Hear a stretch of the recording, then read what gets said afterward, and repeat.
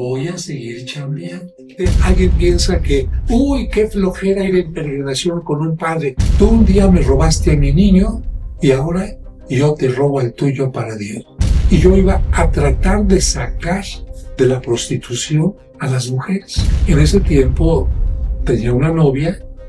Ándele. Entonces, ¿cuántas novias tuvo, padre? Bueno, así como formales, de las cosas que me dolieron, y todavía duelen un poquito de haber entrado al seminario y ser sacerdote, fue el no poder tener hijos.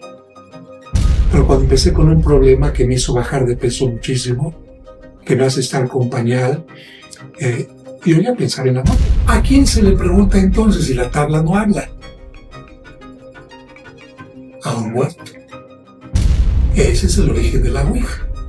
Creer en que me puedo comunicar con los muertos.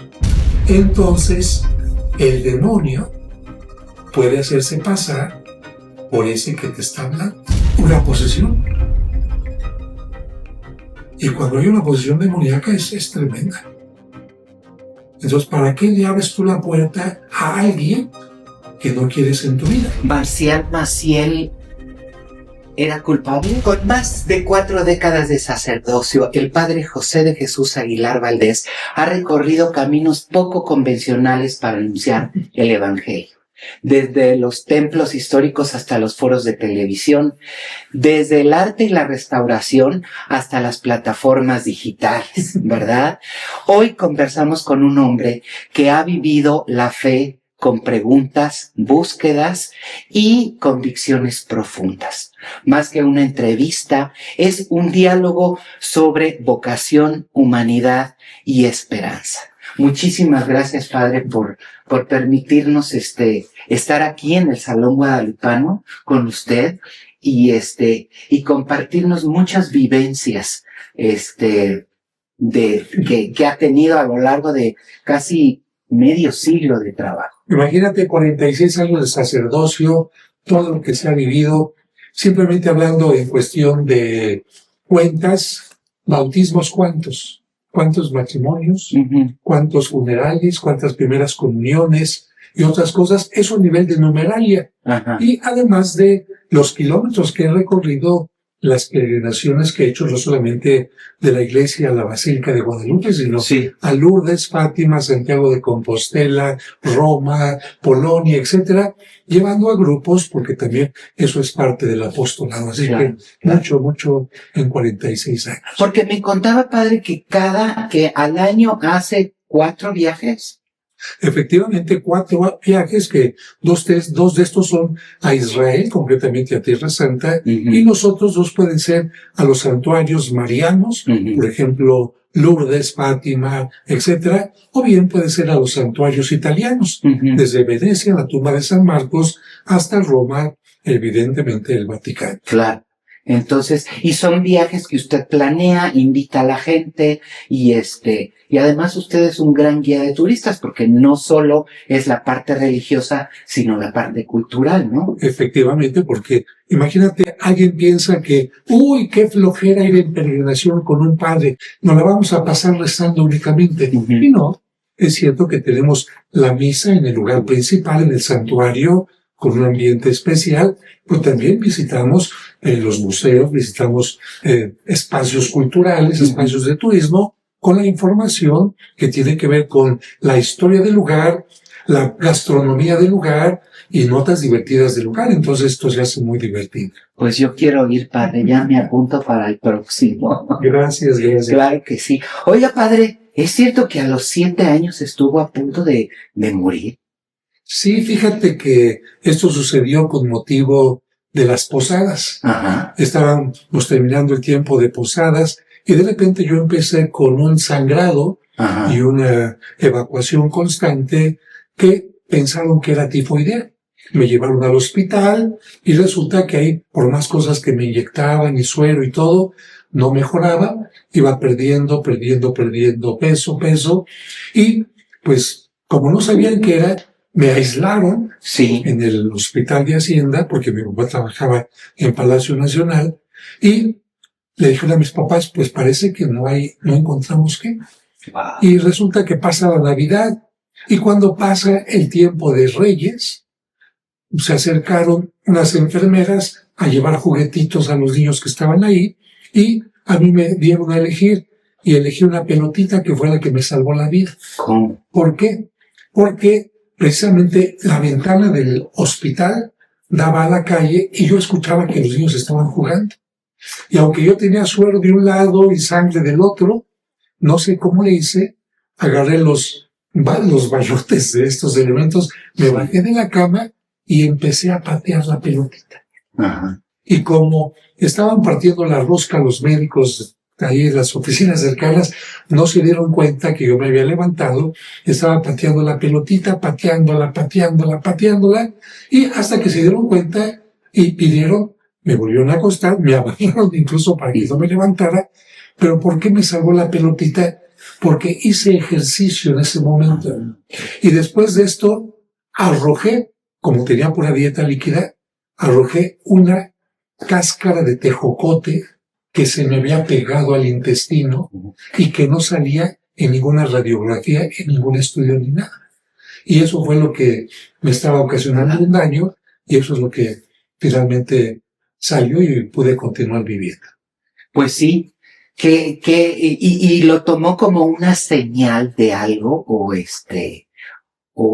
que digo, a lo mejor como un niño no lo percibía, pero con el tiempo. Yo creo que depende mucho de cómo te educaron. Y yo me acuerdo que escuché a los médicos cuando dijeron que a lo mejor me iba a morir. Pero como me habían hablado mucho del cielo, de un Dios bueno, yo dije, bueno, si me voy de aquí, voy a estar tranquilamente y desde ahí voy a pedir por mis papás. Entonces, como en ese momento yo dije, si la vida es corta, pues me voy contento, agradecido y sabiendo que voy a un lugar maravilloso. Y eran 8 de familia, ¿verdad? 8 de familia, sí. ¿Y usted qué lugar ocupaba? El quinto, y como llegué para afianzar una situación, fíjate que mi papá del norte, de Coahuila, sí, quería tener hijos, y mi mamá varones no le había dado hijos varones. Ajá. 3 mujeres mayores. Ajá. Y en ese momento mi papá, como no tenía un hijo hombre, entonces le dijo a mi mamá, voy a buscar otra fulana. Y empezó a andar ahí echando flores con una mujer. Ajá. Y mi mamá dijo, no, yo no permito esto. Entonces fue a la iglesia, fue con San Antonio, Ajá, ahí en Coahuila, le robó al niño. Al niño se lo robó y le dijo, no te lo regreso hasta que no me des un niño. Y así se fue a la iglesia y dice que todos los domingos el padre, ¿quién se llevó al niño? Está en pecado mortal y no sé cuánta cosa.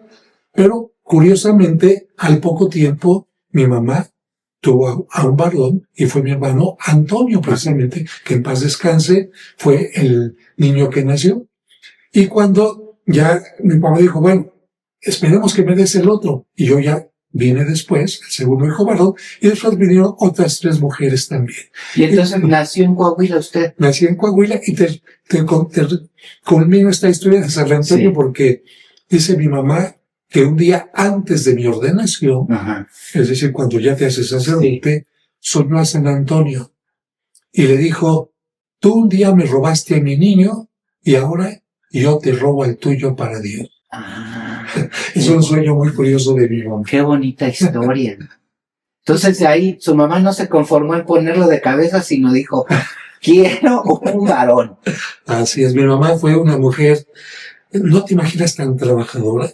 Y para sostener a 8 hijos, claro, pues vestía niños dioses, hacía pasteles, gelatinas, y siempre nos tenía trabajando. Ven acá, ven cómo se hace la sopa, ven acá cómo esto. Una mujer trabajadorcísima, de la cual aprendí muchísimo. Pues, padre, fuimos vecinos. No me porque digas. Yo soy oriundo de Jardín Balbuena. ¿En qué calle? Yo vivía con mis padres en el Retorno 4 de Taller, muy cerquita de la Aparecida del Brasil. Ajá, sí. Pero es que en esas zonas estuvo Hugo Sánchez, sí, vecino y novio de una de mis hermanas, Yáñez. Eduardo Yáñez. Eduardo Yáñez, pero sí. Es que era una colonia muy bonita, tranquila, solamente con el paso de los aviones, pero tú podías salir a jugar a la calle, con patines y todo. ¿Y usted por dónde vivía, padre? Frente a la iglesia de San Felipe Neri. Ya. Ahí, sobre Ajá. Muy bonito. Muy bonito. Y además iba la 88, mi hermano iba también en la 88. Fui la primera generación del 88. Ajá. Y ahí está en la dirección mi retrato. ¿Cómo? Por ser el alumno más distinguido de la primera generación. Ajá. Sí. Así que recuerdos bonitos, ya no he regresado a esas zonas, porque desde que te vas al seminario, especialmente, ya dejas de tener como parte con la familia.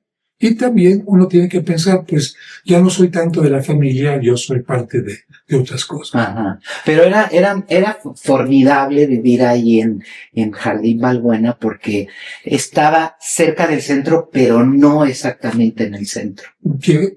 ¿Cuánto tiempo hacías de ahí al centro cuando no había metro ni nada? Tomabas un pecero, un camión, Juárez Loreto.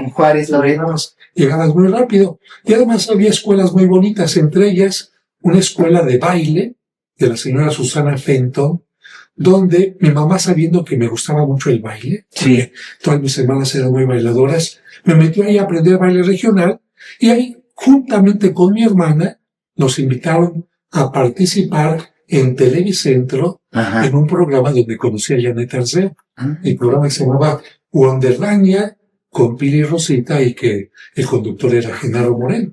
Ahí empezó mi historia en los medios de comunicación. Sí, y le gustaba mucho bailar porque creo que terminó hasta con Amalia Hernández, ¿no? Bailando. Sí, efectivamente, no solamente me gustaba, me sigue gustando mucho bailar porque no solamente te hace sentir el ritmo, te hace sacar adrenalina y muchas cosas más. Sí, pero le hizo de todo de niño, porque también creo que además de ir a este programa de Wonderlandia, también tuvo algo que ver con un circo, ¿no, padre? No, lo que pasa es que, como yo siempre, por una parte, soy muy, aunque parezca curioso, soy muy retraído, porque si me preguntas cuántos amigos tuve en la primaria, uno.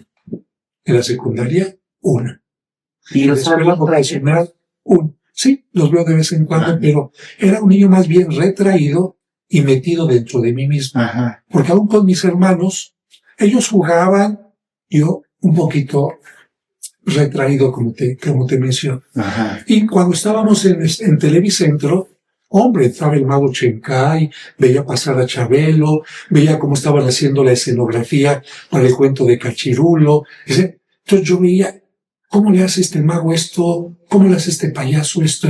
Y eso se me iba quedando. Entonces fui aprendiendo trucos, fui aprendiendo cosas de escenografía, y todo eso se me fue quedando para, cuando ya tuve la carrera del sacerdocio, utilizar la magia, el baile, el teatro y todo para evangelizar. ¿Y era buen estudiante? Sí, sacaba buenas calificaciones, siempre de 9.5. Solamente me reprobaron en segundo año de primaria, en la escuela bélgica. Y no por desordenado, por desobediente, sino porque no sabía leer. ¿Cómo? ¿Qué pasó? Tenía tan buena memoria que el cuaderno de primer año, ese dado es de Aida, segunda lección, oso, quién sabe qué. Me aprendí de memoria el libro, pero nunca aprendí a leer. Entonces hasta me dijeron, este niño es el que lee más maravillosamente porque le ponemos el libro y pa. Y resulta que en segundo año, al cambiar de libro, me iba aprendiendo algunas lecciones, pero ya, como eran más largas las lecturas, la maestra se dio cuenta, a ver, lee aquí. Yo empezaba desde arriba, no, lee qué dice aquí. No sabía. Entonces tuvieron que enseñarme a leer con otro método porque no había aprendido a leer, y eso hizo que reprobara, y fue lo único. De ahí en adelante todo mi vida. ¿Y como hijo le daba mucha lata a su mamá? No, fíjate que no. Como te digo, era retraído, pero sí, a veces, no a mi mamá, sino a los vecinos, porque te voy a decir a dónde llegaba mi mente. Un día en la escuela nos pidieron que pintáramos unos huesitos de chabacano para jugar matatena. Fui a la trapanería, pedí anilina y me dieron un poquitito. Dije, oiga, ¿por qué tan poquita? Niño, con esto se pinta mucho. Y había tenido yo ahorrado algo de domingo y fíjate lo que se me ocurrió. Compré bastante anilina y en ese tiempo vivía en la unidad 2, ahí en la Jardín Manuela. Con el gran puñado de anilina me subí al tinaco del edificio y lo eché. Evidentemente yo no me di lo que iba a pasar. Todos los departamentos iban a tener agua en la regadera, en el excusado y todo, de color rojo. Y claro, ¿cómo iban a saber quién fue? Yo tenía las manos manchadas de rojo. Claro. Y otra travesura, cuando se iba la luz, como en la parte de abajo estaban todos los timbres para tocarle a cada departamento, como mi mamá trabajó un tiempo en una farmacia y llevaba cinta adhesiva, se iba la luz, yo me bajaba y con cinta adhesiva le pegaba a todos los timbres y me subía. Cuando llegaba la luz, esas eran las travesuras que hacía, que todo el mundo me decía, tan calladito, pero tan peligroso. Tan peligroso. Y ya de joven, ¿qué travesuras hacía? O sea, andaba por ahí con muchachas. Fíjate que no. Curiosamente, de joven, vi algunas películas, no me acuerdo si fue Los Olvidados, alguna película que me impactó mucho sobre la pobreza. Y me enteré que en la Merced había mucha gente pobre. Y entonces me enteré también de la prostitución y de los rateros. Y alejado de la iglesia, porque nunca fui acólito ni nada, porque mis papás, aunque eran cristianos, no tenían una formación fundamental, no de qué es la misa, por qué se pone uno la ceniza. Y yo les preguntaba y no me sabían responder. Entonces, como no me sabían responder, yo dije, ya en la iglesia no voy. Pero entonces me daba tristeza saber que en la Merced había gente así. Y yo iba a tratar de sacar de la prostitución a las mujeres. ¡Wow! Claro. San Pablo, afuera de la iglesia. Exactamente, ahí en San Pablo estuve yo, incluso trabajando con un grupo de muchachos precisamente para tratar de cambiar esta situación. Imagínate que tú llegas con una mujer y le dices eso. Yo no sabía que tenía padrotes. ¿Qué estás haciendo aquí, chamaco? No, pues es que quiero que lárgate a la fregada. O bien con los raterillos, oye, ¿por qué te dedicas a esto? No, quién sabe qué te enseño. Incluso me acuerdo que algunos de estos raterillos vivían en las azoteas y un día me invitó uno a su cuartito y abrió un cajón lleno de relojes de todo tipo y varias cosas así. Y por ahí era digamos, ya no eran travesuras, sino que mi pensamiento era tratar de ayudar a la gente, no a que se acercara a Dios, porque te digo, no era tanta la parte religiosa, sino que trataran de enderezar su camino para que no tuvieran un problema en su vida. Entonces, por ahí era en mi camino, en la rebeldía que tenía, como todo joven, tenía el cabello hasta acá, andaba con guaraches, con pantalón de mezclilla, y de hecho tengo algunas fotos por ahí de este tiempo, cosa que mi papá y mi mamá, ¿dónde estabas? Fuiste a la escuela en la mañana, sí, pero en la tarde, ¿qué? Pues fui a la Merced, ¿qué andas haciendo ahí estas horas? Llegaba tarde, y una vez mi papá incluso me sacó la cama al jardín, me dijo, aquí si no llegas a tal hora, no duermes. Y ellos pensaban que andaba en no sé qué cosa, porque además, como te digo, era muy callado. No les comentaba lo que estaba haciendo. Y cuando de repente vino esta idea de irme al seminario, dijeron, ¿estás loco? ¿Qué unión hay entre esta parte rebelde, en la parte que estás lejos de la iglesia, con querer ir al seminario? Pero lo que pasó es que en ese tiempo tenía una novia. Ándele. Entonces, ¿cuántas novias tuvo, padre? Bueno, así como formales te diré que 3. Porque las otras son como enamoramientos y cositas así, pero así ya de quiere ser mi novia y todo, fueron 3. Y la última me gustó mucho porque además de ser una mujer muy sensible porque era educadora, entonces en las tardes me pasaba ayudándole a hacer los trabajos para el kinder, que eran muy divertidos, hacer cuentos grandototes, recortar cosas para los niños, pero ella sabía tocar piano. Y pues yo me quedé admirado de eso. Y así como con la lectura, a ver cómo tocas. Y sin saber nada de nota, empecé a tocar para Elisa y otras cositas. Me gustó mucho. Pero un día me dijo, acompáñame a unos ejercicios cuaresmales. ¿Qué es eso? Una plática diaria por la noche durante la cuaresma, durante la semana. Yo dije, híjole, escuchar a curas aburridos, escuchar a curas. Pero resulta que fuimos a una iglesia, la iglesia del Buen Tono, donde el sacerdote, fíjate, era experto en arte. Era el director de coro de la Ópera de Bellas Artes. Sí. Y tenía un conocimiento de psicología que cuando lo escuchabas hablar de Dios, ya no era ese Dios así, sino un Dios cerca de la psicología, de la pedagogía, del arte. Y yo dije, caray, esto me está moviendo mucho. Claro. Y cuando terminó, yo le dije, oiga, usted para ser sacerdote, ¿qué estudió nada más? Catecismo. Y dice, no, yo estudié pedagogía, psicología, sociología, counseling, filosofía. Y yo dije, ay, este cura se parece a lo que yo quiero. Porque en ese tiempo estaba yo ya en la Escuela Superior de Administración, porque había elegido estudiar administración de empresas. Me gustaba querer administrar muchas cosas, pero al mismo tiempo quería ser maestro, quería ser a lo mejor actor, quería escribir teatro, muchas cosas. Y yo dije, caray, pues como que ser sacerdote engloba todo lo que yo quiero. Y así fue como, después de varios meses que estuvo rondando en mi cabecita esto, le dije a mi novia, ¿sabes qué? Quiero hacer la prueba y quiero entrar al seminario.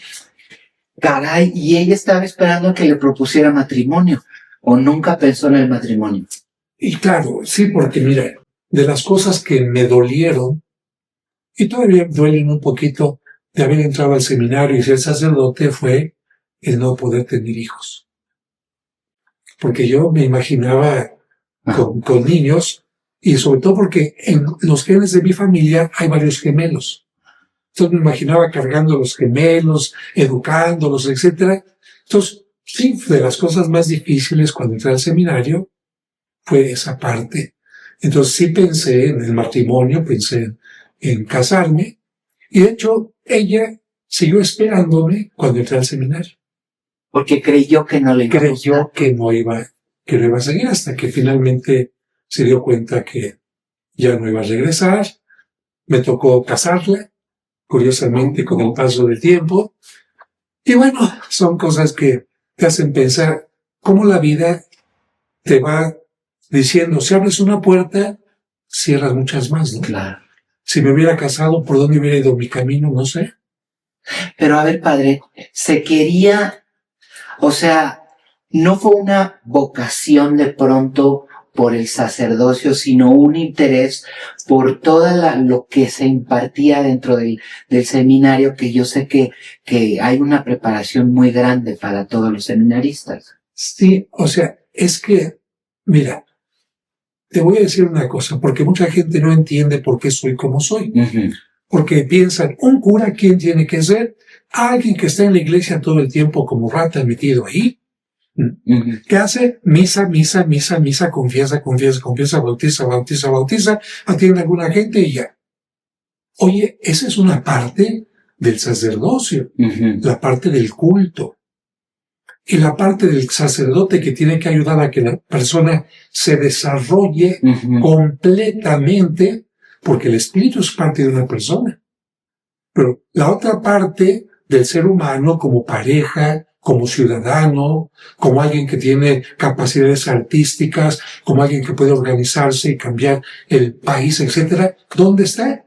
Claro. Entonces, un sacerdote tiene que tener toda esta tarea de trabajo. Y es lo que realmente mucha gente no entiende. Y por eso cuando de repente me decían, ¿qué hace el cura en un programa de radio? ¿Qué hace el cura en una novela? ¿Qué hace el cura? El Masterchef. ¿Qué hace el cura aquí y allá? Digo, es que estoy trabajando por esto. La parte pública que mucha gente me conoce es la que acabas de mencionar, pero en estos 46 años, los primeros 15, fíjate, construí una parroquia en un lugar donde solamente había un basurero. Y construir una parroquia significó evangelizar a los niños de una zona donde pagaban 3,000 pesos por matar a alguien. Una zona sumamente complicada, donde me secuestraron por el trabajo que estaba haciendo, donde me secuestraron a cacha de pistola, sangrando, con los descalzados, etcétera, por construir en un lugar y cambiar una comunidad. El trabajar ahí me llevó a trabajar al mismo tiempo 7 años con los presos de la cárcel y también en el tutelar para menores. Eso no se ve. Ni tampoco los 25 años de clases en el seminario, en la Universidad Autónoma de México, en el Centro de Arte Mexicano, en el Museo del Carmen, en el Museo de San Ildefonso, etc. Eso no se ve. Claro. Después de esto, me mandan a la catedral, porque como soy experto en arte, la catedral estaba con todos los pisos destrozados, llena de andamios porque se iba a romper, no había gente, y me toca de repente hacer que la gente vaya, colocar muchas cosas, combinarme con el gobierno para restaurarla, hacer cédulas museográficas, hacer inventario, de tal manera que en 4 años la catedral volvió a ser el centro de atención maravilloso. Incluso me tocó recibir creo que hay poca gente que ha tenido el privilegio de estar con el rey de España, con la reina de España, con Carlos Slim, con gente importantísima, porque la catedral era centro de arte. O sea que tardó en llegar aquí a San Cosme. Claro, 4 años. Y ese lugar donde fue el secuestro, ¿dónde era, padre? Ese lo que se conoce como el Campamento 2 de Octubre. Un territorio muy céntrico porque está entre Viaducto y Río Churubusco, entre Calzada de Tlalpan y otra parte ahí. Terrenos que se estaban peleando Televisa, porque ahí iban a hacer todo lo que iba a ser un gran conjunto de Televisa, el gobierno, que iba a hacer ahí un conjunto de hospitales, pero de repente, ¿qué pasó? En lo que uno u otro, llegaron los paracaidistas a poner sus carcasas, sus tiendas de cartón, de lámina, y ya no hubo quien los quitara de ahí. Y en ese lugar exactamente, ahí, en medio de esta gente, me tocó construir. Yo le pedí al cardenal cuando regresé de Roma, le dije, Señor, voy a trabajar en el seminario y dando clases acá y allá, pero mándeme a la parroquia más pobre. ¿Quién era? Corripio. Corripio. Y Corripio me mandó a un lugar donde no había nada. Era el basurero, me tocó organizar a la gente, pedir el terreno, al principio construir una capillita de láminas donde llovía y agarrábamos el micrófono y nos daba toques, etcétera. Pero esa parte la gente no la conoce de mi vida. Claro. Después me toca la catedral, donde el trabajo con los medios, el trabajo con la gente que va ahí, me hace recibir, fíjate, el premio de la medalla de oro en Alemania, la medalla de oro en catedral. Me hace recibir el premio del Centro Histórico en Bellas Artes. Me hace recibir el premio de la UNESCO por mi apoyo al teatro, porque en la catedral puse teatro. 14 años de representar la Pasión de Cristo en el Zócalo, con actores profesionales. 14 años de presentar una obra que escribí en la catedral también. Y además de estos premios, 2 premios nacionales de periodismo, lo que te indica trabajo. Y después de estar en la catedral, el cardenal dice, oye, te has metido mucho a los medios desde que estás en catedral. ¿Por qué? Porque los que iban a la catedral, los periodistas, y un saludo para todos ellos, los reporteros, se preparan para muchas cosas, pero en la parte religiosa no saben nada. Y hablo desde el de aquí hasta el de acá, porque un día me tocó trabajar con Jacobo Zabludowski, hombro con hombro. y me tocó asesorarme. ¿Por qué? Porque murió una persona muy importante del Grupo Radio Centro y se iba a transmitir la misa desde la basílica y él tenía que transmitir. Y me dice, padre, yo soy judío.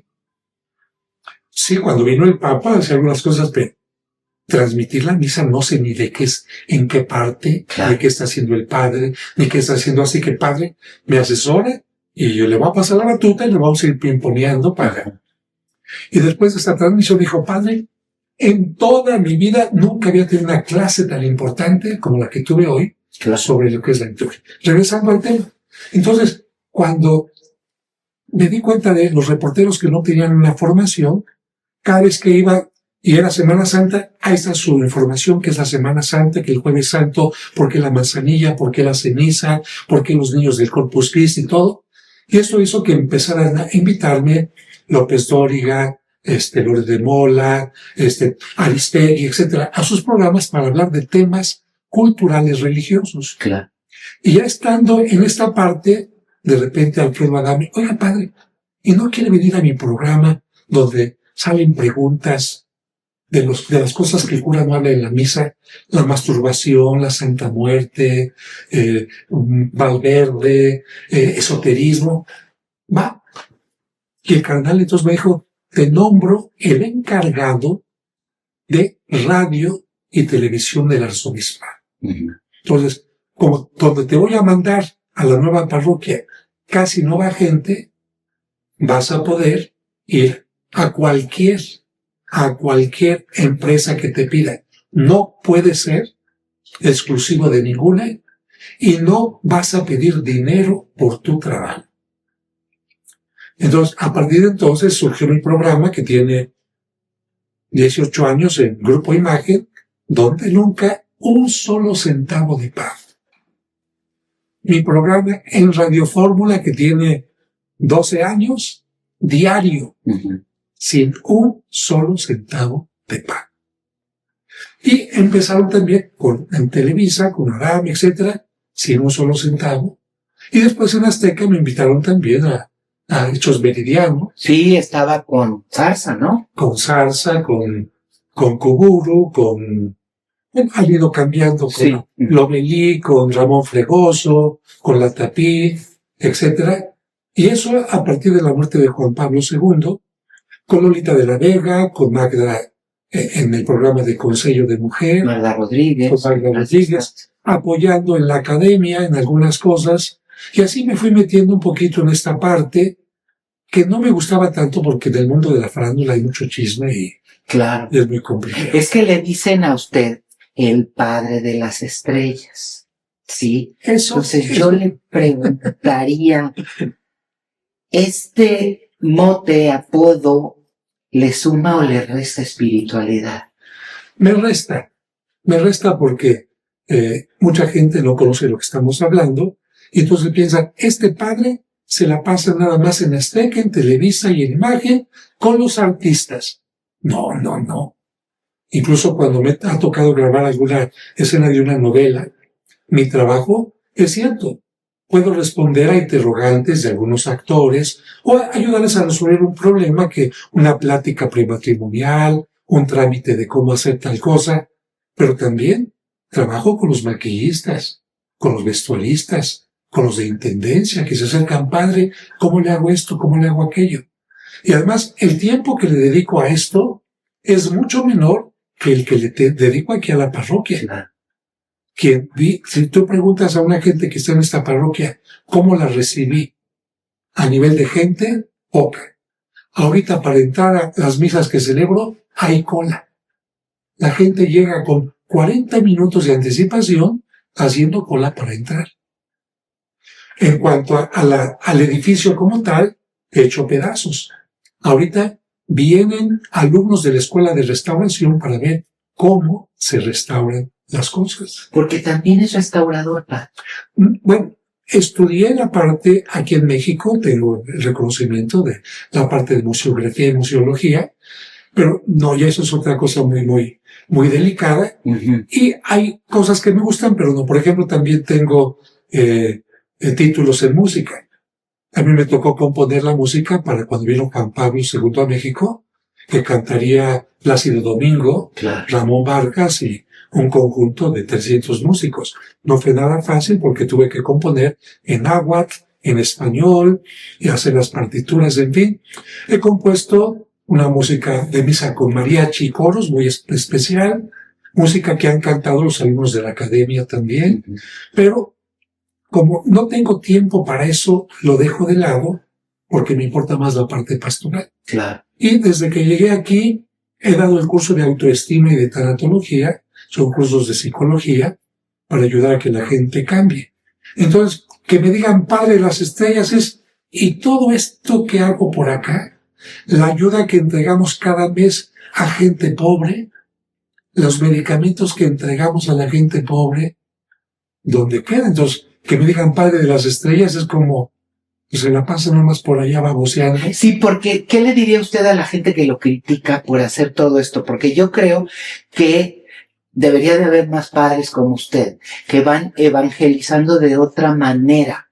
O sea, que no es el rollo de venir a la iglesia, sentarse y tener que estar escuchando al padre como mucha gente lo creemos. Y yo creo que la gente que, si usted está en un foro de televisión, se acerca el camarógrafo, la maquillista, o en fin. Y entonces esa es una forma de evangelizar, ¿no? Sí, pero aún, por ejemplo, el MasterChef, que nos pedía un poco tiempo en realidad, era decir a la gente, mira, yo no sé cocinar, pero si yo digo, puedo aprender de mis errores y lo que sea, aprende, arriésgate, no importa que no sepas, sé creativo. ¿Cómo se inventó la cocina? Cuando el hombre empezó a existir, no le dieron un catálogo de cómo se hacen las cosas. Tuvo que experimentar esto con esto, lo mezclo, guácala, esto sí sirve, ¿no? Entonces yo dije, voy a entrar en ese sentido para dar un ejemplo de que no le tengas miedo a las cosas. Y otro ejemplo de esto es, imagínate, de 2 a 3 de la tarde, ¿quién viene a la iglesia? Nadie. De 2 a 3 de la tarde en el noticiero de Hechos, aunque sean 2 minutitos, ¿cuántos millones me iban a ver? Claro. Ok. Ahora, en las novelas, ¿he hecho algún papel de desgraciado, sinvergüenza, etcétera? Solamente un cortometraje donde al final termino cambiando. Claro. O sea, señal de conversión.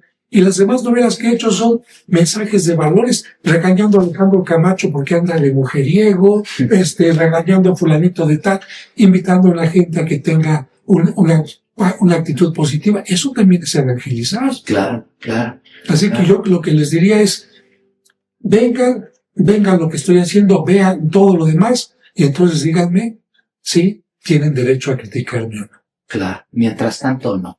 Y luego el otro título, no me gusta tanto, El Padre Gomitas. Ah, claro, el Padre Gomitas. El Padre Gomitas, fíjate, yo digo, qué bueno que no soy el Padre Huevitos.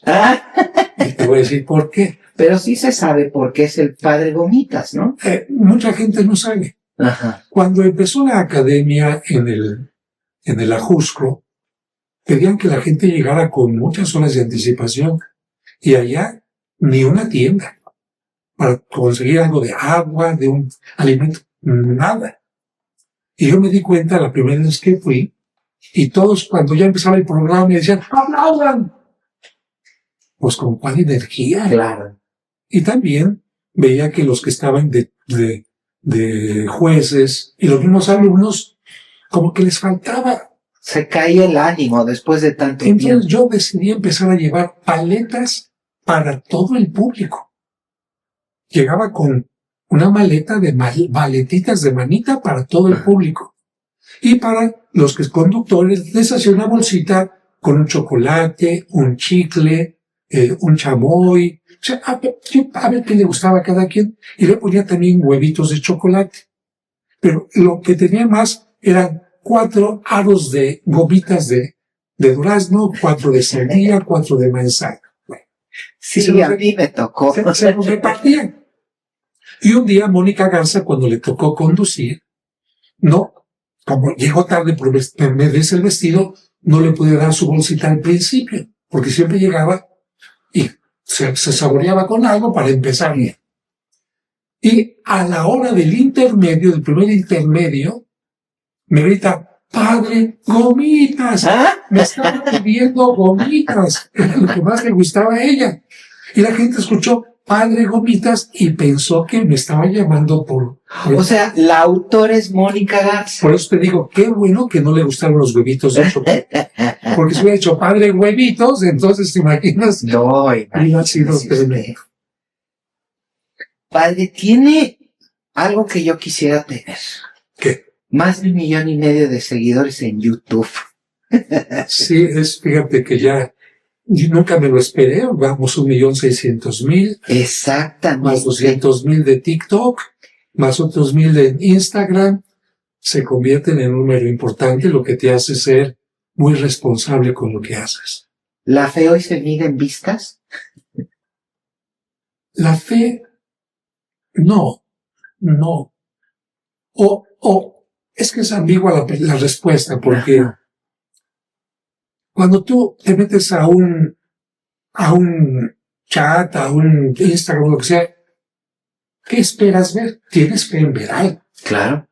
Tienes fe en ver algo. Noticias, no me gusta, le cambio. Horóscopo que me abre bonito, le cambio. O sea, de alguna manera tienes fe en lo que estás viendo, en lo que quieres ver. Dale like a algo significa quería ver algo, tenía fe en esta persona, tenía fe en este tema y le doy like. Entonces, en ese sentido, sí, se puede medir la fe por vistas. Y lo que yo he hecho en mis programas de radio y en YouTube es no dedicarme únicamente a la parte religiosa como tal. Porque si alguien no es muy religioso, ya no le llego. En cambio, si la parte religiosa, subo un video sobre una visita a Estambul o una visita a el museo erótico, entonces ya jalo a alguien que no forma parte de este grupo. Claro. O de repente hacer un video chistoso donde salgo bailando y que a alguien le podrá caer mal, pero a lo mejor a un niño le llamo la atención. A propósito de esto, acabo de estar en Italia, y ahí en Italia la gente, el prete que bala. O sea, este video ha llegado hasta allá. Y cuando hago los viajes a Tierra Santa, también la gente en Jerusalén, en Belén, padre, venimos por usted porque vimos su video y usted nos trajo aquí. Entonces, es increíble que puedas hacer tanto bien a la gente. Y en los cursos de tanatología, cuando vino la pandemia y a la gente se le murió su ser querido y no sabían cómo sacar el dolor, por dónde transitar para manejar la pérdida y todo, yo no me imaginé que tanta gente iba a estar agradecida y han venido de Canadá, de Colombia, de Estados Unidos, de España, aquí a dar las gracias por ese curso. Porque me dijeron, padre, nos desmoronamos.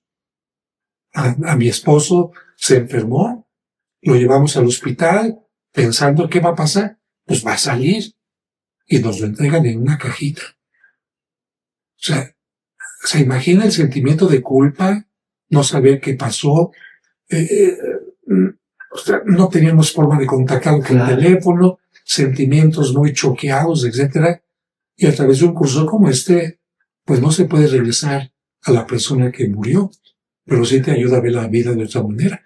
Y sobre todo, cuando tienes una pérdida, te enojas con Dios. Y mucha gente ante una pérdida se aleja de la fe. Entonces, decirle a esta gente, a ver, ¿tú crees que Dios inventó el COVID nada más para fregar? Pues no, el COVID es parte de la naturaleza humana. El COVID es como tú. Quieres crecer y el COVID busca dónde vivir. Y si encuentra un lugar cómodo, se queda ahí. Y tú, como te quieres reproducir, él también se quiere reproducir. Y los hongos son iguales. Entonces, ¿qué haces con un león? Pues tiene derecho a vivir. Marca distancias, protégete, igual con el COVID y cosas así. Pero no es que Dios te haya mandado el COVID o que no te haya escuchado. ¿Cuándo te dijo Dios que nunca te ibas a enfermar o que nunca te ibas a morir? Entonces, cuando haces que la gente piense en esto, dicen, de verdad. Y cambias el chip de la gente. Padre, ¿qué piensa de la muerte? De la muerte que es parte de la vida. Que es parte de la vida y que la tienes que vivir a cada día. A cada día. Por eso la tanatología, eso te ayuda. A entender todo, se va. ¿Dónde está tu salario de la quincena pasada? Ya lo veo. ¿Dónde está lo que comiste el domingo pasado? ¿Dónde están tus amigos de la primaria? ¿Dónde está el trabajo que tenías hace 3 años? Todo se va. Todo se acaba. Entonces, la tanatología, ¿a qué te ayuda? Como todo se acaba, no voy a ser tan estúpido de echar a perder las cosas buenas que tengo. No voy a ser tan estúpido de no remediar una relación que no está bien. O la termino adecuadamente en forma bonita, o la remedio, etcétera, pero por ahí va. Y la muerte, yo por ejemplo, desde hace 14 años, un poco más, que me detectaron, bueno, no me detectaron porque no me han detectado nada, pero cuando empecé con un problema que me hizo bajar de peso muchísimo, que me hace estar con pañal, yo ya pensaba en la muerte, porque los doctores de Israel, de México, los mejores, cuando dijeron, padre, es que está muy raro, porque no podemos hacer que usted deje de tener evacuaciones, y si no hay diagnóstico, no hay medicamento. Y hasta el día de hoy no hay diagnóstico. Exámenes de cáncer, exámenes de bacterias del oriente, exámenes de todo tipo, de VIH, de todo, no aparece nada. Y curiosamente, pues yo encontré un extracto de agave que me ha ayudado a mantenerme así. Y es algo que también en Azteca ni en Televisa supieron. Me veían demacrado. Pero yo tengo una camioneta, porque en la camioneta iba manejando y a mitad del camino, o en el semáforo, me hacía del baño. Pero no del uno. Y podía seguir manejando y otros 3 semáforos adelante igual. Entonces imagínate, yo en la camioneta llevaba cambios de ropa, agua, desodorante, cloro, para cuando llegaba a los 2 minutos de hechos, como si nada hubiera pasado. Y los 2 minutos de hechos están sufriendo porque si me agarraba ahí, pues no tenía que verse a cuadro. Y en las peregrinaciones todavía el día de hoy, cuando viajamos, solamente llego a cenar. El grupo sale tempranito, hacemos las visitas, ni desayuno, ni como, solamente hasta que llegamos al hotel a cenar, y ya me voy a mi cuarto y para poder tener todo este tema. Eso te hace entender que la muerte puede llegar en cualquier momento. Y de hecho, yo trato de que la gente se dé cuenta de eso. Por eso, en el último video que hice sobre Venecia, el carnaval, hablo, Carnaval de Venecia, atuendos, música, bebida, conciertos, teatro y todo. Y cómo terminaban los carnavales, los carros alegóricos de los carnavales antes, aparecía la muerte. Diciendo, si te quedas únicamente con la comida, la bebida y esto, y la parte espiritual, ¿qué? Entonces, tomando en cuenta esto, así termina el video del Festival de Venecia, pero también este domingo voy a develar una escultura más de las que he puesto en el atrio. Aquí en el atrio he puesto esculturas realizadas en Hollywood, realizadas en España, por la mejor escultura de España, para que el jardín sea también un lugar de arte, y voy a colocar, ¿qué crees? Un esqueleto. En la fachada de la iglesia, un esqueleto que ve hacia la gente con un reloj de tiempo. Y ahí está una placa diciendo, Memento Mori. Acuérdate que vas a morir. Y precisamente esto lo decía recientemente, a ver, Mencho, para ti que, no sé qué habría en su mentalidad, pero la mentalidad es hacia los jóvenes. ¿De qué te sirve el poder, el dinero, tantas armas, tanta cosa, si no podías salir de tu casa, no podías salir del país, no podías ir de compras? A lo mejor la enfermedad que tenías era precisamente por estar, y además de esto cargar con tantas vidas. O sea, eso es el poder. Mencho, ojalá te hubieran dicho a alguien, Memento Mori, para que te convirtieras, para que cambiaras de vida, porque cuando viene la muerte, No nada más es, evidentemente desde el punto de vista católico, no nada más es que se murió el cuerpo, sino que puedes estar condenado para siempre. Claro. Fuerte, ¿no? Qué fuerte, sí. Nos deja muchísima reflexión.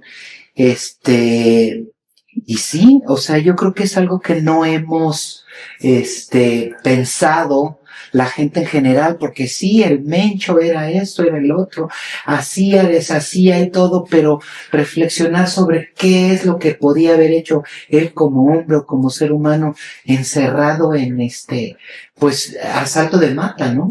Asalto de mata y la misma reflexión iría para cualquier gente. Yo espero que mis redes sociales lleguen a todo mundo, que la señora Sheinbaum, los gobernantes digan, hey, el poder no es únicamente para hacer lo que yo quiero. El poder me tiene que permitir poder ayudar, poder transformar, poder servir, porque de lo contrario... Claro. Y como te decía, la gente puede condenar a los humanos. Qué pena que haya gente que esté encerrada por ahí, sin poder salir, aunque haya tenido un papel muy importante, ¿no? Cuando recibe la condena de mucha gente y de la historia, pero también la condena, como te digo, de un más allá. Claro. Porque pudiendo haber hecho el bien, no lo hiciste. Claro que sí. ¿Debemos tenerle miedo a la muerte? Sí, por una parte y no por otra. Por ejemplo, si tú tienes una pareja a la que quieres mucho, ¿cómo no tenerle miedo a perderla?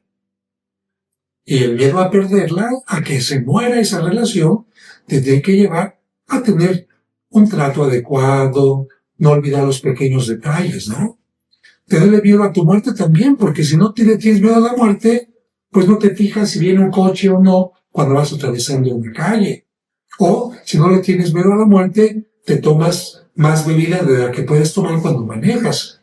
En ese sentido, sí, hay que tenerle miedo a que algo se termine cuando no se debe de terminar. Pero hablando del más allá, a eso me refiero, a que después de esta vida hay algo más, yo que en ese sentido no. Si has vivido correctamente, no dejas ninguna deuda importante, no hay por qué tenerle miedo a la muerte. Claro. Y de alguna manera son ciertas todas estas historias que de pronto, se me apareció mi papá, o se me apareció mi mamá, o me mandó un mensaje. Sí, a nivel católico, a nivel religioso, sí hay estas posibilidades de tener un contacto con la gente que se ha ido. Mira, es que es muy respetable la experiencia de cada persona. Ajá. Si una persona llega y me dice, se me apareció, tuve un contacto, pues yo tengo que creer en la persona. Ciertamente, dentro de mí, puedo dudar y decir, ¿no tendrá esquizofrenia? ¿No tendrá un deseo muy fuerte de comunicarse con aquella persona? Porque en los estudios de tanatología también se menciona que cuando tienes muchas ganas de despedirte, de ver a alguien, tu mente hace como que lo ves. Es que iba caminando por ahí. O bien, que en un sueño también sientas tú que te está hablando. Pero es un sueño, ¿no? Sabemos que los sueños simplemente son parte de lo que está en tu mente. Pero en este sentido, negar que sea posible sería absurdo. Claro. Dentro de las posibilidades que existen, solamente yo diría, ten cuidado de la gente farsante que se aprovecha de tu deseo. Porque como todo el mundo quiere despedirse de alguien que no se despidió y no sabe de tanatología, cómo hacerlo de una forma sana, entonces van con un medium para que le diga, sí, ya te oyó, sí, dice esto, ¿sí? Y esta gente es muy abusada. O la ouija, ¿no? Que dice que... Pero esta gente es muy abusada porque a través de una mirada o de una pequeña cosita, me parece que la estoy viendo con un vestuario, pero no sé si es azul o naranja. Sí, azul, es el que se ponía. O sea, es muy astuta esta gente. Solamente decirle a la gente, tengan cuidado. Y este punto que acabas de tocar es importante porque a veces por curiosidad o por no aceptar un rompimiento de algo que ya pasó, y me refiero no solamente a la muerte, sino a un rompimiento sentimental, la gente le va a preguntar a una tabla. Padre, ¿una tabla me va a hablar? Hola, soy la señora tabla. No, la tabla no me va a hablar. Le aprieto, ¡pim! ¿Va a hablar? No. ¿A quién se le pregunta entonces si la tabla no habla? A un muerto. Ese es el origen de la Ouija. Creer en que me puedo comunicar con los muertos. Entonces, así como la XCW, XQK, etcétera, aquí está el muerto XCW, XQK, etcétera, etcétera.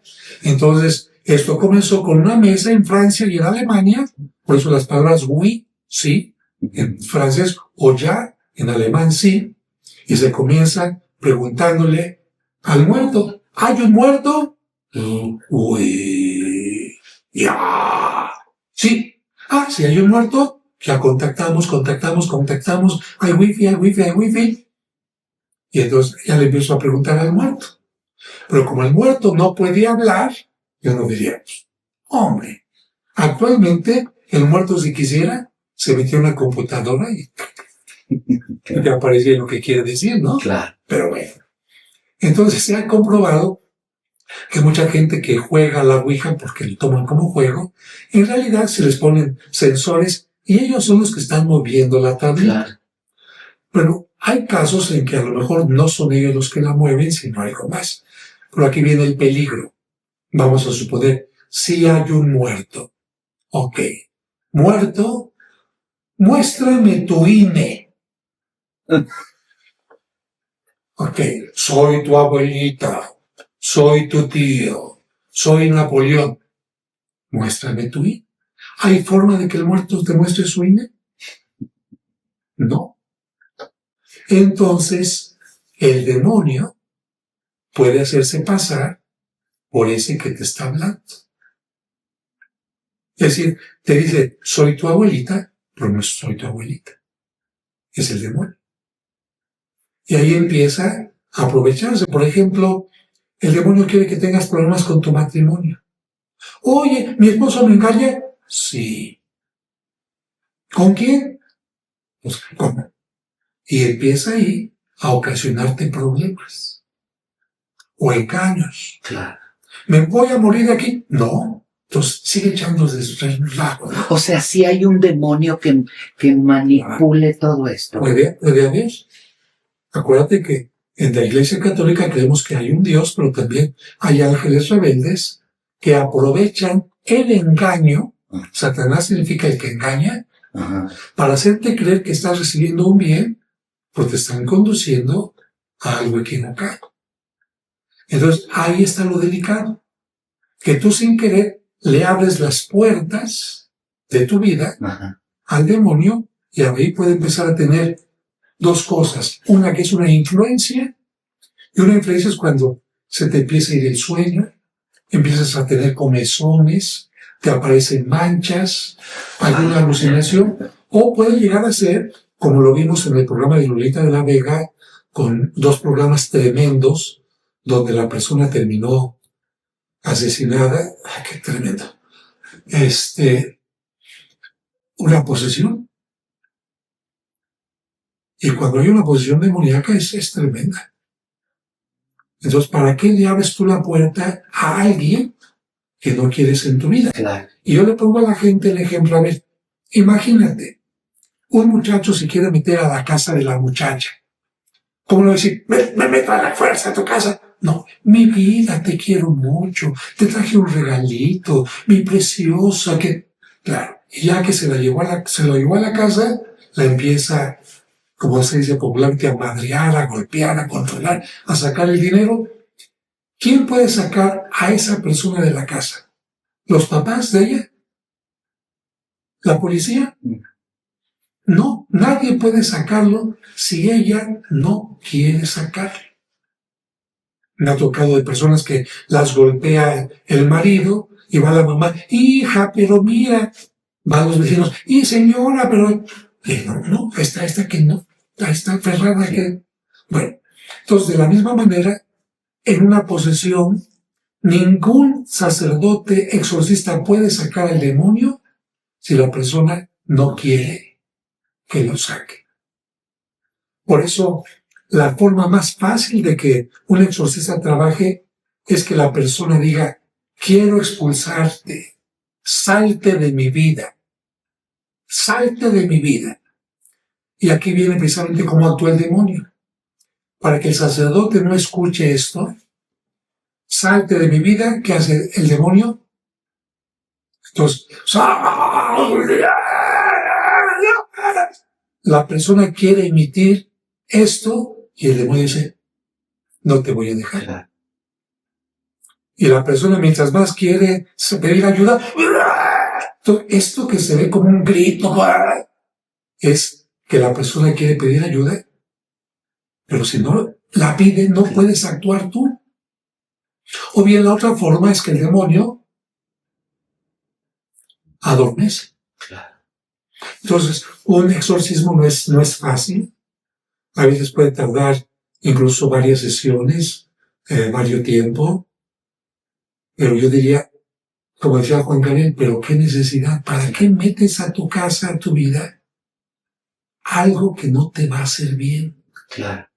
Entonces, la ouija, el culto a la Santa Muerte, a San Malverde, los horóscopos, el tarot. ¿El tarot quién te va a decir de tu vida? El cartón de las cartas es el que tiene poder, la impresión. La persona que está supuestamente leyéndote, ¿quién le dio poder para pensarle un poquito, no? En el fondo, ¿a quién estás invitando a tu vida? Y de pronto hay gente que está poseída y no precisamente tiene que estar echando lumbre o fuego o estar como dice usted, sino hay gente que a lo mejor es muy pacífica, pero tiene al demonio adentro, ¿no? Hay que distinguir, ¿no? Posesión es una cosa buena, de hecho sí lo tiene, pero de una forma violenta, en una forma visible. Okay. Que alguien se deje seducir por cuestiones del mal es otra cosa. Okay. Es como, por ejemplo, si yo te recomiendo cosas negativas, si yo te recomiendo que hables mal de otra persona, etcétera, no es exactamente que le estés abriendo la puerta al demonio, claro, sino que te estás dejando influir por determinadas cosas. Y por eso a nivel popular se dice, esta gente tiene al demonio dentro porque se parece a él. Es una gente que engaña. Satanás es engañador, entonces pongo mi carita bonita, pero en el fondo te estoy bien. Sí, de pronto sí. ¿No? pero bueno. Oiga, padre, la gente de pronto nos hemos alejado de la iglesia, nos hemos de cierta manera distanciado por cosas que vemos, por cosas que pasan, como ocurrió, por ejemplo, con el caso de Marcial Maciel. Sí. Entonces, ¿cómo volver a traer y cómo... Bueno, hablan hasta de que el mismo Papa, Juan Pablo II aceptaba cosas de Marcial Maciel. ¿Cómo lo ve la Iglesia? Mira, para tener una respuesta un poco más general, te diría, el alejamiento de la iglesia depende de varias cosas. Imagínate que primero existía una sola tienda donde tú puedes ir a comprar cosas, y de repente ya aparece otra y otra. Tienen la oportunidad de elegir, ¿no? Claro. Durante un tiempo, pues solamente existía la iglesia católica. Y después, ¿ahora qué pasa? Iglesia de los protestantes, pero entre los protestantes, luterana, calvinista, luz del mundo, cuáqueros, quién sabe qué. Entonces, ¿qué pasa? La gente tiene la posibilidad de elegir. Y no solamente dentro del tema cristiano, sino también cuántos grupos llegaron de los yogis, de los budistas, de los no sé qué. Toda la gente se aleja porque busca otras opciones. Segundo punto. Si tú vas a un lugar, a un restaurante, a una tienda, donde no responden a tu necesidad, no tienen el producto que buscas, o no te atienden bien, ¿qué haces? Pues te vas a otro. Si en una taquería no te dan los tacos de moronga que querías, o te atendió mala gente, dices, yo me voy a la otra taquería. Entonces, hay gente que molesta o enojada porque en alguna iglesia no le respondieron a su necesidad, a una buena atención, dice, me voy. Y hay mucha gente que se va de una iglesia porque la secretaria la trató mal, o porque fue a buscar al sacerdote y como no estaba y le urgía que fueran a ver a su difunto, ya se enojó. O por la pérdida, como que acabamos de mencionar ahorita, ¿no?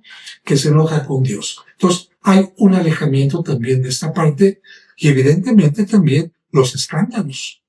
Los escándalos cuando alguien vive una situación que dice, no hombre, en tal equipo de fútbol hubo corrupción, o tal gobernante esto, tal otro, la gente se aleja. ¿Por qué la gente se alejó del PRI o del PAN? Pues porque dijeron, ya estamos hartos de esto. Y al ratito, a lo mejor, si el grupo que está ahorita no responde, también se van a alejar y van a buscar. Entonces, sí, evidentemente, que los escándalos afectan, y afectan terriblemente, porque yo te quiero decir que hay mucha gente que no diferencia, y de repente dice, lo que hizo ese cura, lo hacen todos. Y hay que tener cuidado, porque no es correcto esto. Lo que en una familia, un familiar hace, no lo hace el papá o la mamá o los demás, son totalmente distintos. Entonces, sí, evidentemente, a nosotros nos da mucho pesar que un sacerdote se comporte en forma negativa. Y luego, en esta parte de que el Papa lo sabía, habría que entender cómo funciona no solamente el Vaticano, sino vamos a hablar de Azteca o de Televisa. A ver, ¿tú crees que Salinas Pliego o Azcárraga sabe todo lo que están haciendo sus empleaditos? El que está en cámaras, el que está en esto, el productor, el de casting, etcétera. Por supuesto que no. Y en algún momento que alguien dijera, no, pero se tiene que enterar, entonces le voy a mandar una carta. ¿Tú crees que no hay alguien que intercepta esa carta para que no llegue hasta arriba? ¿Y qué pasa? ¿El que está hasta arriba? Él piensa, no, pues el productor es magnífico. O sea, la información que tiene, perfecta. ¿Tú crees que para llegar al Papa es fácil? En todo este protocolo, en este esquema para llegar al Papa, sobre todo después de que le dispararon, que por cierto yo estuve a 5 metros de cuando le dispararon. ¿Tú crees que es fácil que el Papa se entere de todo? Toda la situación mundial, lo que está pasando con todos los curas, con el padre Amaro, como dicen, evidentemente que no. Y además, si la persona es abusada para manejar sus cosas, claro. Dice la Biblia que la gente malvada a veces es más inteligente que la gente de bien. Claro. Y más, imagínate, estaba casado con hijos. Y la gente, su esposa no sabía, ni siquiera se imaginaba que tenía otra personalidad, la esposa. Entonces, ¿qué significa esto? Que tenía una mente, o por una parte, para crear lo que hizo, porque los movimientos que hizo, la organización, los colegios, no hay que embarrar a todos los que trabajan en esa parte, ¿no? Increíble. Pero esta otra parte también, terrible, y también que te hace pensar, a ver, ¿cómo una persona casada busca tener relaciones con niños o esto? El gran problema de la mente que hace que mucha gente se pregunta ahí, ¿cómo esta persona se atrevió a esto, al otro? Pero más allá de esta situación, que digo, la Iglesia lamenta mucho y ha hecho que en los seminarios se tenga más cuidado y que el Papa tenga ya la cuestión de, señores, información inmediata cuando tenga un problema, no tiene que pasar por fulanito, ni por aquelito, ni esto, ni por mi obispo, a que llegue a mí. Cuando hay algo así, directita información. Pero en aquel momento, evidentemente, pues no fue así. Así que, por esta razón, yo podría decirte que el Papa no se enteró de esto. ¿Marcial Maciel era culpable? Sí, claro. Yo creo que sí está juzgado, aunque ya murió, pero cualquier persona es culpable y responsable de sus actos. Y por lo tanto, más allá de la pena que le hubieran tocado estar aquí en este mundo, porque cuando se empezó ya a informar más ampliamente, se le separó de su cargo, en lo que tenía que venir una investigación mayor, porque tampoco cuando hay una denuncia tú puedes condenar inmediatamente a alguien. Cuando hay una denuncia, vamos a seguir un protocolo. Hay una separación, no puedes celebrar misa, no puedes tener autoridad en esto ni en otro, y bueno, murió antes de que se llegara a las finales, pero evidentemente que en el más allá tendrá que pagar por lo que hizo. Padre, ¿es cierto esta historia de los medallones en el Vaticano y que se acerca el último papa? Ay, del Vaticano inventan cada cosa. Bueno, los italianos en general son muy buenos. Entonces, hay muchas profecías del fin del mundo. Y fíjate que cuando yo estaba estudiando allá, ya faltaban 2 medallones nada más para que se acabara el mundo. Para que la gente sepa, hay 4 basílicas en Roma que son las únicas 4 basílicas que pertenecen al Papa, ¿no? Las demás basílicas se llaman basílicas menores, como la Basílica de Guadalupe, la Basílica de San Juan de los Lagos, etcétera. Son basílicas menores, pero las únicas mayores son San Pedro, donde está sepultado San Pedro, San Pablo, donde está sepultado San Pablo, la Basílica de Santa María la Mayor, donde está sepultado el Papa Francisco, y la Basílica de San Juan de Letrán, que es la catedral del Papa. En la Basílica de San Pablo, que es bellísima, en la parte superior, tanto de un lado como del otro, están unos medallones como de este tamaño, redondos, evidentemente, y ahí están retratados todos los papas de San Pedro, Pedro, Lino, Cleto, Clemente, Anastasio, etc. Y van continuando así. Y en una determinada parte, pues ya se acabó el espacio de los medallones, y entonces la gente decía, cuando se acabe este espacio, se acaba el mundo. Después de Juan Pablo, ¿quién vino? De Juan Pablo I, Juan Pablo II. Bueno, de Juan Pablo II, ¿quién vino? Vino Benedicto. Y luego Francisco. Sí.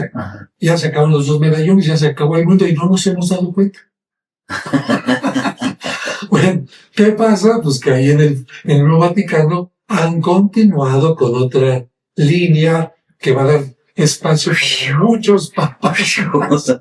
Pero pues, ya la libramos. Son de las invenciones que digo a la gente.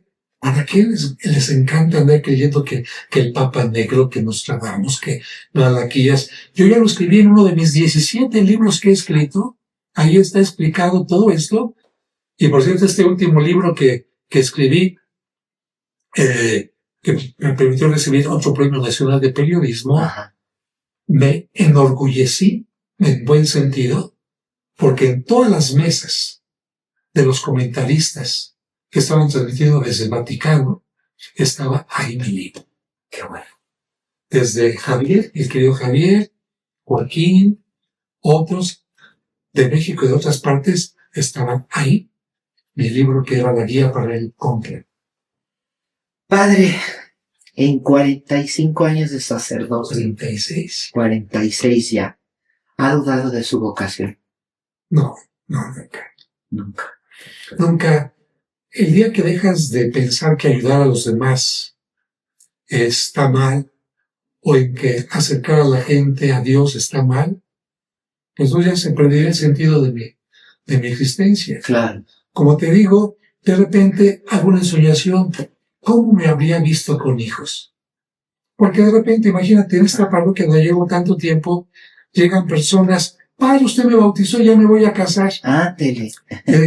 ¿Qué habría sentido que hubiera acercado, que hubiera llegado mi hijo? Papá, ya me voy a casar. O mira, aquí está tu nieto.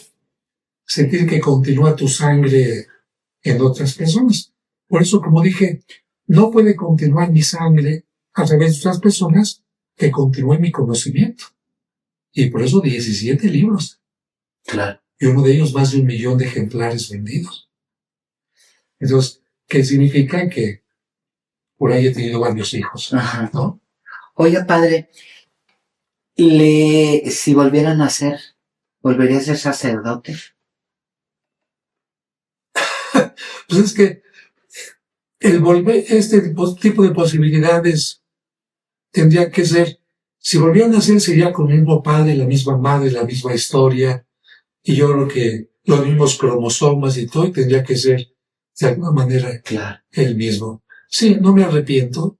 Me parece que el sacerdocio es una vocación que abarca muchas cosas, y cuando ves que has ayudado a tanta gente, dices, qué maravilla. ¿Cómo le gustaría ser recordado?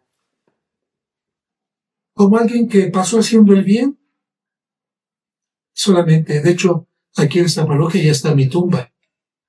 Tiene una frase en latín de San Agustín.